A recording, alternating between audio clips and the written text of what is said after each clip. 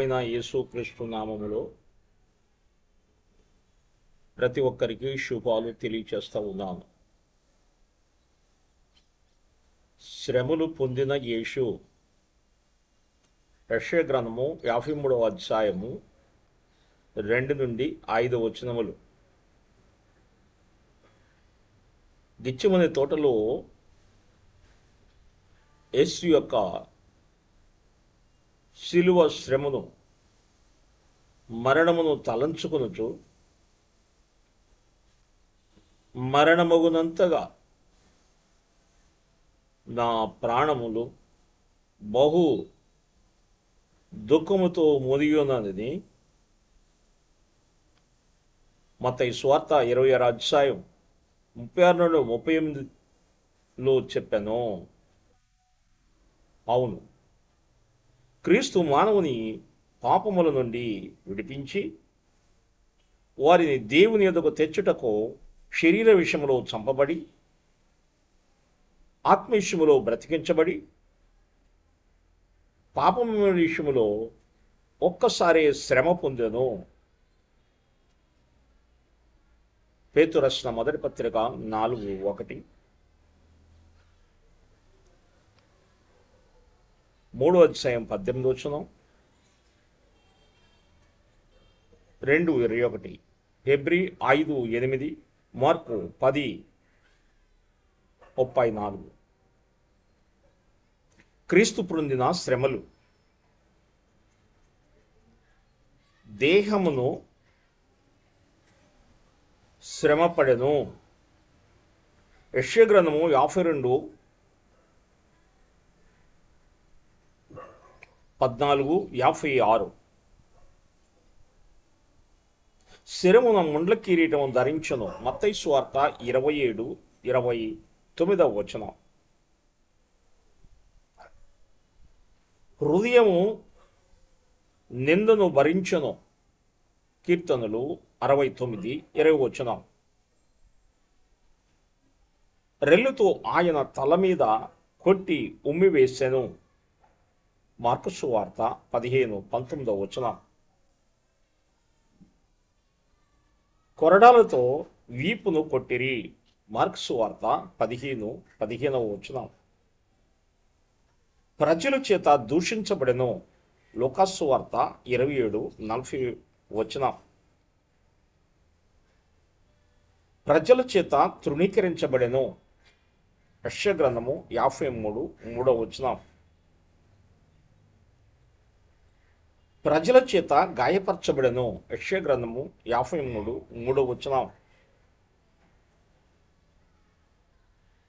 పాపమును మ్రాను మీద మోపెను.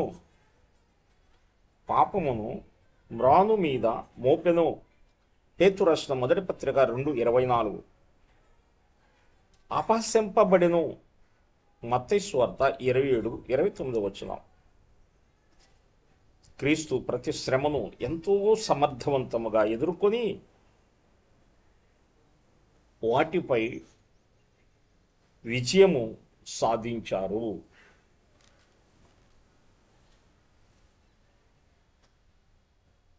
శ్రమలు ఎందుకు అనుభవించాలి?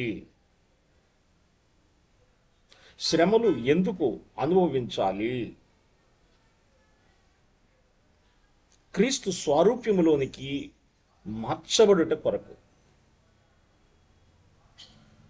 దేవుని బిడ్డలరా, క్రీస్తు స్వరూప్యములోనికి మార్చబడాలి. కాబట్టి మనము శ్రమలు అనుభవించాల్సి ఉన్నది. యోహాను సువార్త 9:1-3 వచనాల్లో దేవుని మహిమ కొరకు శ్రమను అనుభవించాలి. కీర్తనలు 119:67 వచనములో దేవుని మార్గములో నడుచుట కొరకు శ్రమను అనుభవించాలి. పేతురు రాసిన మొదటి పత్రిక 5:10లో స్థిరపడి బలపరచుట కొరకు శ్రమను అనుభవించాలి. రోమిలికి రాసిన పత్రిక 8:17 వచనములో క్రీస్తు మహిమలో పాలివారమగుటకు, అపోస్తల కార్యములు 14:22లో పరలోక రాజ్యములు ప్రవేశించుటకు.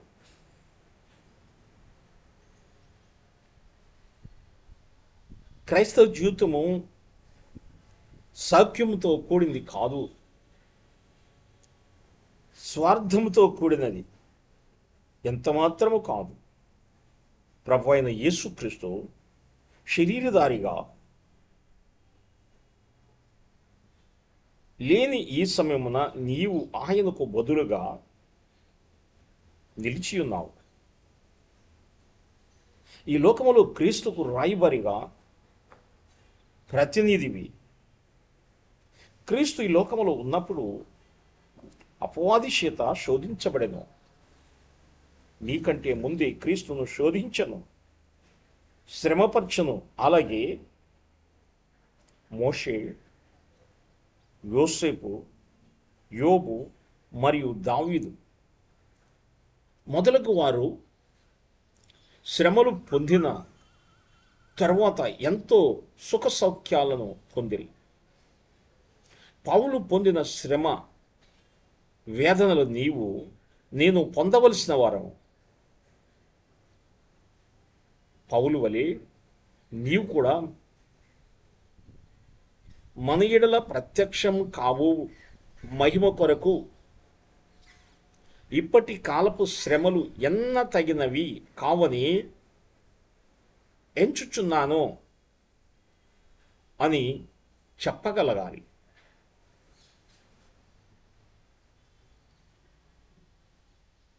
ఆయనతో శ్రమ పొందినవాడు ఆయనతో ఏలుదురు. ఆయనతో శ్రమ పొందినవాడు ఆయనతో ఏలుదురు. క్రీస్తు నిమిత్తము ఈ భూలోకములో ఎవరైతే శ్రమ పొందుతారో ఆయన పరలోకము నుండి మరలా ఈ భూమి మీదకి వచ్చినప్పుడు ఆయనతో కలిసి వారు ఏలేవారుగా, ఆయన రాజ్యములో ప్రాముఖ్యమైన స్థానాన్ని సంపాదించుకునేవారుగా ఉంటారని దేవుని వాక్యం మనకు తెలియజేస్తా ఉంది. దేవుని బిడలరా, అదేవిధంగా క్రీస్తు సింహాసనం వద్దకు శ్రమలు ఒక భాగమై ఉన్నవి. క్రీస్తు సింహాసనం వద్దకు మనము చేరాలంటే, ఆయన సింహాసనం యొద్ద మనము నిలబడాలంటే, ఆయన సముఖంలో మనము ఆనందించాలంటే, క్రీస్తు సింహాసనం వద్దకు శ్రమలు ఒక భాగముగా ఉన్నవి అని దేవుని వాక్యం మనకు తెలియజేస్తుంది. సద్భక్తితో బ్రతకను ఉద్దేశించువారు హింస పొందుదురు. తిమోతి రాసిన 2వ పత్రిక 3వ అధ్యాయం 2వ వచనం.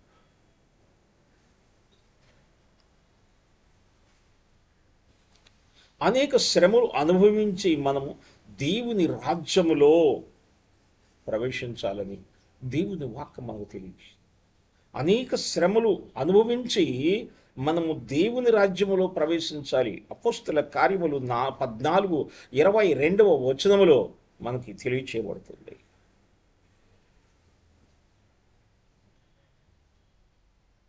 ఆయనతో శ్రమపడిన యెడల క్రీస్తు తోటి వారము. రోమిలికి రాసిన పత్రిక 5వ అధ్యాయం 17వ వచనం. ప్రియమైన దేవుని బిడ్డలరా, ఈ ప్రత్యేకమైనటువంటి శుభ శుక్రవారం ప్రభు అయిన యేసుక్రీస్తు వారు మన కొరకు సిలువ వేయబడి సిలువలో 9 గంటల నుండి 3 గంటల వరకు సిలువలో వేలాడొచ్చు.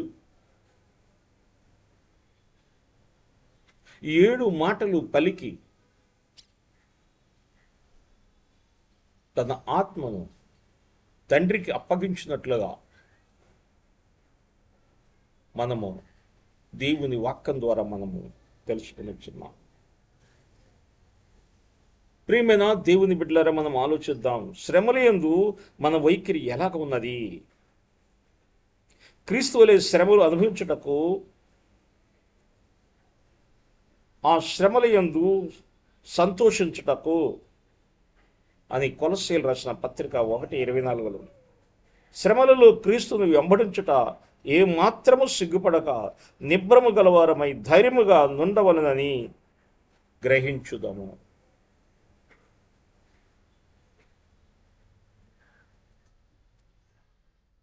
ప్రియమైన దేవుని బిడ్డలారా, శ్రమలు ఎందుకు అనుభవించాలి? మన ప్రభు అయిన యేసుక్రీస్తు మన కొరకు ఆయన శ్రమలను సహించాడు.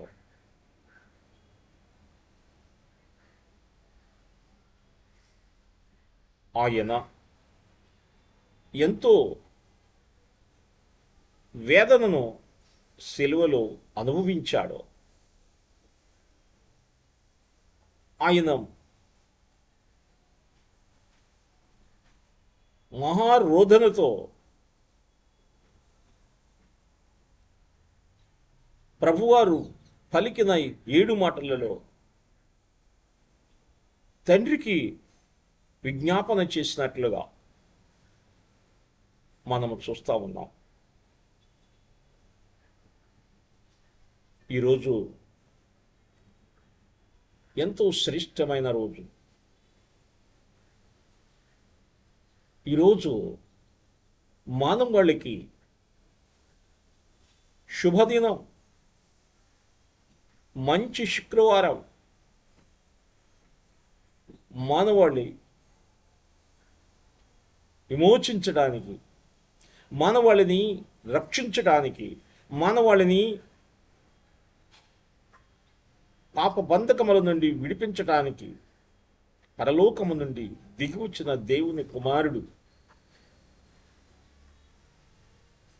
మానవాళి అందరి పక్షంగా సిలువలో క్రయధనముగా తన ప్రాణమును ధారపోసిన రోజుగా ఉన్నది. ఆ సిలువ మరణం మానవునికి విమోచన కలుగు చేసింది, విడుదల కలుగు చేసింది, విముక్తి కలుగు చేసింది అని దేవుని వాక్యం ద్వారా మనము గ్రహించవలసిన వారుగా ఉన్నాం. నా ప్రియమైన దేవుని బిడ్డలరా, ఈ శ్రేష్టమైన రోజులో దేవాది దేవుని మాటలను మనము జ్ఞాపకం చేసుకోవాలి. శ్రమలు ఎందుకు అనుభవించాలి అని మనము లేఖనాల నుండి కొన్ని మాట్లాడేది. ఎందుకు యేసు ప్రభు శ్రమలు ఈ భూమి మీద అనుభవించవలసి వచ్చింది? ఎందుకు ఆయన ప్రాణాన్ని మన కొరకు ధారపోయాల్సి వచ్చింది? ఎందుకు ఆయన సిలువలో వేదన అనుభవించాల్సి వచ్చింది? ఎందుకు ఆయన సిలువలో మన కొరకు వేదన పడ్డాడు అనేది మనం గ్రహించినట్లయితే, ప్రియమైన దేవుని బిడ్డలుగా, ఈ సమయంలో మనము గ్రహించగలం. సహజంగా గుడ్ ఫ్రైడే రోజున, అంటే శుభ శుక్రవారం రోజున దేవుని మందిరములోనికి వెళ్ళి ప్రభువారు శిలువ మీద పలికిన 7 మాటలను ధ్యానించవచ్చు. ఆయన శ్రమలను తలంచుకొనొచ్చు.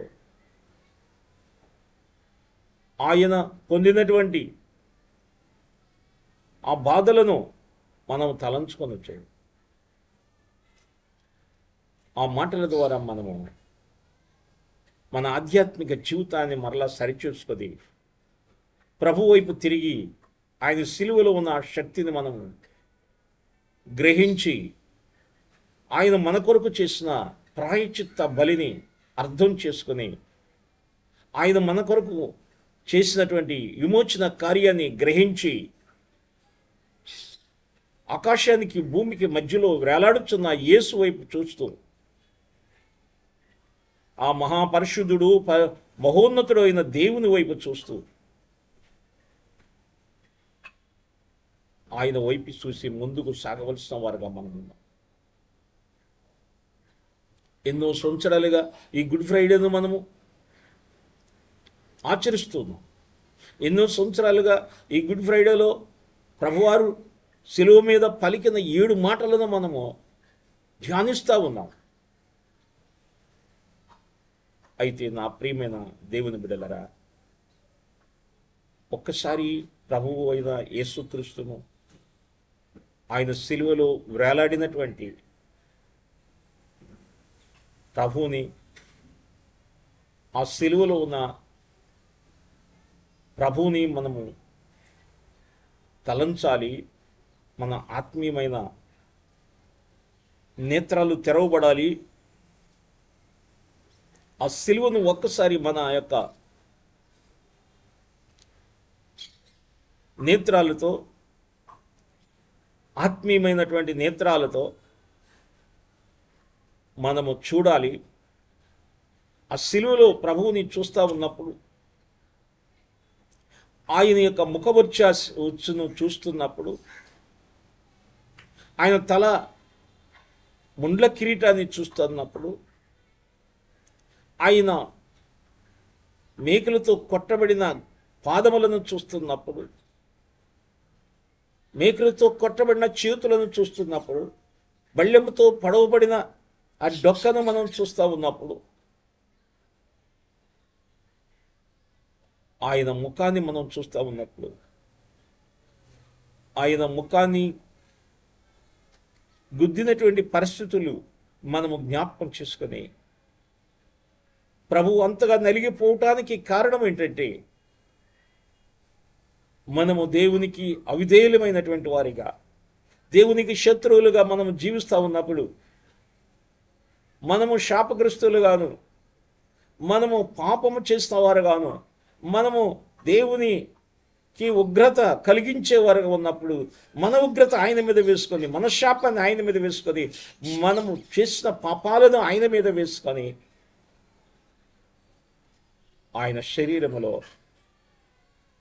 ఒక్క రక్తబొట్టు కూడా, ఒక నీటి చుక్క కూడా లేకుండా సమస్తము మన కొరకు ఆయన అర్పణగా అర్పించినాడే.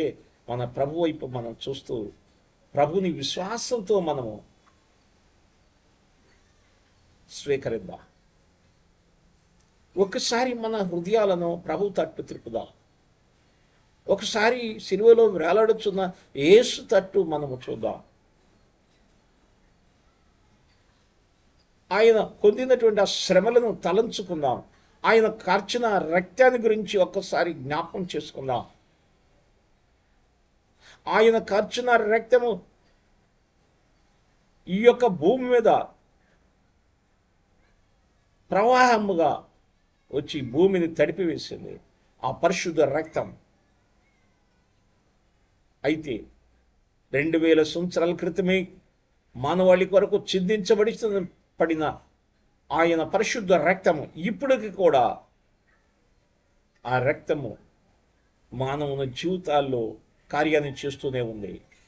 నీవు ఆ సిలువ తట్టు చూస్తే, ఆయన సిలువ వైపు చూస్తే, సిలువలో వేలాడే యేసు వైపు చూస్తే, సిలువలో మాట్లాడుచున్న యేసు వైపు నువ్వు చూస్తే, రక్తముద్దుగా మారిన యేసు వైపు నువ్వు చూస్తే, యేసు చిందించే రక్తాన్ని విశ్వాసంతో నువ్వు అంగీకరిస్తే, నా పాపముల కొరకే యేసు ఆయన రక్తము చిందించాడు, నా దోషముల కొరకే యేసు రక్తము చిందించాడు, నా పాపము ఆయన మీద పడింది, నా యొక్క దోషము ఆయన మీద పడింది, నా ఉగ్రత ఆయన మీద పడింది, అందుకని ఆయన అంత వేదన పడ్డాడు నా గురించే అని మనము విశ్వాసంతో ఆయన తట్టు చూసినట్లయితే ఈరోజు ఒక ఆశ్చర్యకరమైన రోజుగా మన జీవితాల్లో మారుతుంది.